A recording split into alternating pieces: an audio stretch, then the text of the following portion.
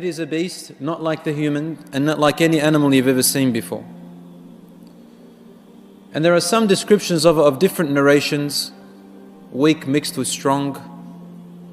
I can tell you basically what kind of descriptions it's been given, but Allahu A'lam definitely what it looks like. Some of the descriptions narrated is that it is a huge animal. Some say it will come out of the earth. The authentic hadith is that it will come out of the earth in 3 days.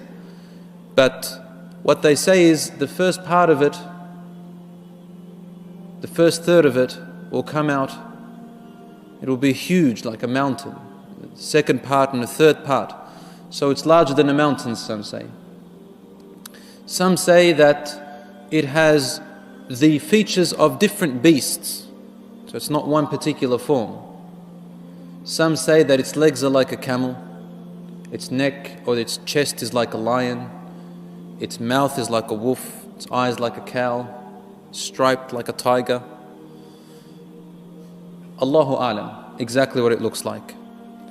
But what we do know is that it's a beast, and it will be carrying with it the stick of Sulaiman, and it will wipe the people in 2 different colors. One is a dark color and one is a light color. And when we say dark, we don't mean the African look. And when we say light, we don't mean the white person's look, like the Europeans.